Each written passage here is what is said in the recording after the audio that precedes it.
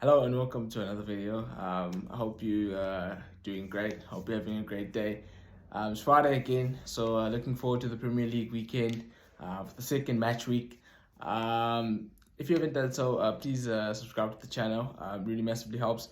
And also, please like the video if you happen to like please like the video if you happen to like the content that I'm going to be talking about today. And also please push that notification bell so that you can get notified each time I post a new video.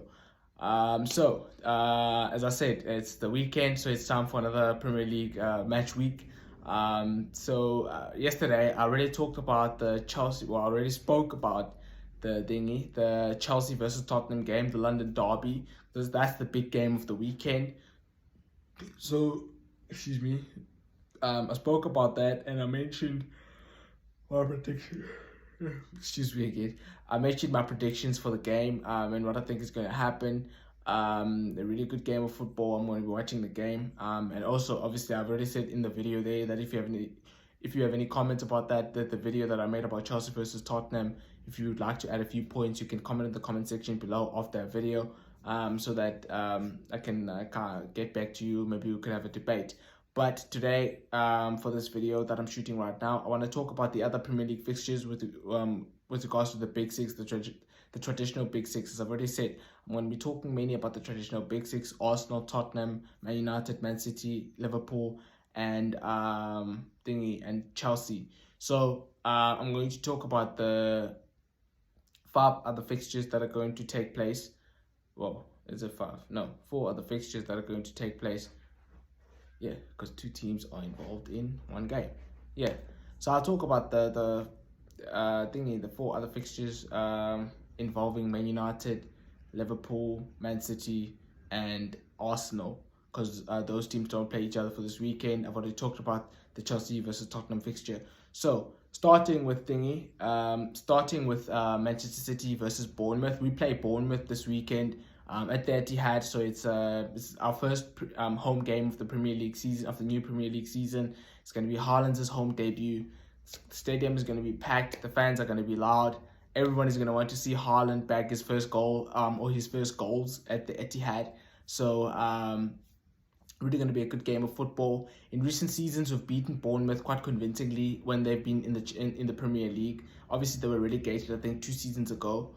Yeah, they were relegated at the end of 2019-20, at the end of the season 2019-20, they were relegated, and then they spent 2020-21 in the championship, as well as 21-22. Yeah, they spent those years in the championship. Those 2 seasons in the championship, and now for 2022-23, they're back with the big boys. So the last time Bournemouth were in the Premier League, we beat them quite convincingly in the games that we played. I think in the last 12 games we've played against Bournemouth, we've beaten them for all those games. And we usually score 4 or 5 goals whenever we play Bournemouth. So obviously, we're gonna hope to carry that luck to this game. I haven't watched Bournemouth play this season. They got a great result last week against Aston Villa, newly promoted side. Everyone's expecting you to lose. They won against Aston Villa, so I haven't. Excuse me. Obviously, it was a great game for them because they won. But I haven't necessarily watched them under Scott Parker, so I don't know their tactics and how they play and how they set up and all of that stuff. So obviously, we're gonna see that tomorrow when we play them at the Etihad.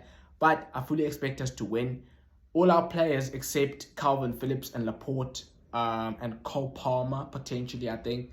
All of them except those guys are fit, because I just watched Pep Guardiola's press conference. Calvin Phillips has a few niggles, so he's not going to be able to play in that game. Laporte is the long-term absentee, because Pep said he's going to come back at the beginning of September because he had a knee surgery on the back. Like, after last season ended, he went to the doctor in Barcelona and then he had a knee surgery. So he's only going to come back at the beginning of September. And then Cole Palmer, I think, injured his foot or something like that. Like, he sprained his foot. Like, it's not a serious injury. He didn't break his foot or something like that. But he's feeling uncomfortable, like, with regards to his foot. There's potentially he's not going to be able to be on the matchday squad for the game tomorrow. Apart from those 3 players, everyone else is fit. There are no fresh injuries. So all the other guys are fit. So I fully expect us to win against Bournemouth because obviously, unless we have an off day, we have more quality than them. We're going to match them for in terms of work ethic, if not work harder than them. So unless there's a shocker from someone, so like a bad performance from someone, which I don't expect. It's early on in the season. The lads like they still have a spring on their step. It was a good win last week against West Ham. Haaland scored 2 goals, 2-0, kept a clean sheet. So I think the lads are going to be looking forward to keep that going. So I think we're going to beat Bournemouth quite convincingly. I think we're going to win 4-0. And then, moving on to the next games. Obviously, let's talk about Liverpool. Liverpool are going to be playing Crystal Palace on Monday night. So the first Monday night football match is going to be contested between Liverpool and Crystal Palace. It's going to be at Anfield. Liverpool are going to be playing at home. So, Liverpool had a poor result last week because they didn't show up. It's like they showed up against Fulham. I actually heard some Londoners speak about Fulham. I was saying Fulham last week. It's Fulham. So obviously Liverpool didn't have a great result against Fulham last week because they drew against them, newly promoted side. Everyone expected Liverpool to win. Liverpool didn't show up in the game, and Fulham won all the 50-50s in the game and ended up getting a 2-2 draw. So obviously that's not a great result for Liverpool because Jurgen Klopp would have wanted to start with a win. So the Liverpool players are going to be up for this game at against Crystal Palace at Anfield. So I fully expect Liverpool to win the game. I think there's going to be there's going to be a lot more intensity than we saw against Fulham from Liverpool, because Liverpool always play with a high intensity, high press, which was absent basically against Fulham, and that's one of the reasons why Fulham were able to snatch a draw against Liverpool. And on another day, they could have snatched a win. Liverpool were rescued by Darwin Núñez, basically. And I think Jurgen Klopp will probably start Darwin Núñez because every time he started him off the bench, and he's basically been sent onto the pitch for the second half, he's really made a big impact. So I think Jurgen Klopp is going to basically decide on starting Darwin Núñez.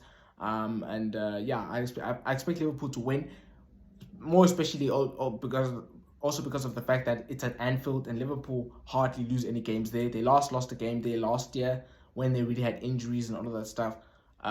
So I fully expect Liverpool to win. And it's at Anfield. It's going to be a packed, it's going to be a full house. All the fans are going to be there. First game of the season, first game of the Premier League season at Anfield, under lights, Monday Night Football. So I fully expect Liverpool to win that game because they're going to have a spring on their step, and they are not going to want to repeat the performance that they had against Fulham. Jurgen Klopp would have slaughtered them for that performance. It was an atrocious performance from a team of Liverpool's quality. So I fully expect Liverpool to win that game against Crystal Palace. I know I said this against Fulham last week, but on the back of that bad result against Fulham, I fully expect the Liverpool players to react. I fully expect them, because they're great characters. They've won the Premier League. They've won the Champions League. They've been there before. So they know that they have to put on a good performance so that they can win against Crystal Palace and get those points on the board. So I think Liverpool are going to win. I think I haven't heard any injuries with regards to Liverpool, except the one they sustained last week against Fulham. Thiago got injured in that game, and I think he's going to be out. He's going to be out with a hamstring injury. He's going to be out for between 6 to 8 weeks because he has a hamstring injury. So obviously that's a big blow for Liverpool, because I think Naby Keita is still injured as well. But despite those injuries, I think they still have Milner and Henderson and Fabinho. So I think they still have Mo Salah and Luis Diaz and Darwin Núñez, and all their defenders are still fit. Trent is still fit. Robertson is still fit. Alisson is still fit. So I fully expect Liverpool. Their squad is still at full strength, and I fully expect them to win that game against Crystal Palace. I don't think Crystal Palace also have any injuries, but I don't think they're going to have enough to be able to basically get a draw or beat Liverpool at Anfield. Crystal Palace are going to set up with a low block because they're playing away, and they're going to try and counter-attack Liverpool. But I think Liverpool are going to pile on the pressure. They're going to attack them, and eventually Crystal Palace are going to fold and Liverpool are going to score. So I think Liverpool are going to win 3-1 at Anfield on Monday night against Crystal Palace. And then moving on to the next game, obviously I've talked about Manchester City now and Liverpool. So let's talk about Man United. Obviously, Man United had a shocking result last week against Brighton and Hove Albion, because Brighton beat them 2-1 on Erik ten Hag's first game of the season. I wasn't surprised with the Man United result, to be honest. As you remember, in the video where I gave my predictions last week, I said it's going to be a 1-1 draw. And I was trying to give Man United the benefit of the doubt because I know how great Brighton are in terms of playing football and their style of play. They are well drilled. Graham Potter is a great coach. They are well drilled and they know each player knows exactly what is required is expected of him. So I wasn't surprised with the fact that Brighton were able to beat Manchester United because they are a more settled squad. Their coach has drilled his tactics onto the players and the system is in place at Brighton. Unlike Man United, where Ten Hag is still trying to feed his system into the team, he's trying to see which players will be good enough for him in terms of which players are good enough to start. So I wasn't surprised with that result against Brighton.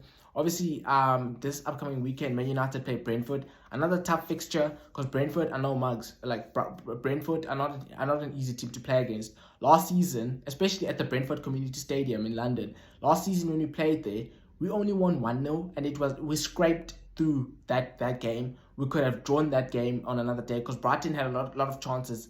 Not Brighton, Brentford had a lot of chances when we played them at the Brentford Community Stadium. Liverpool didn't win there. They drew 3-3.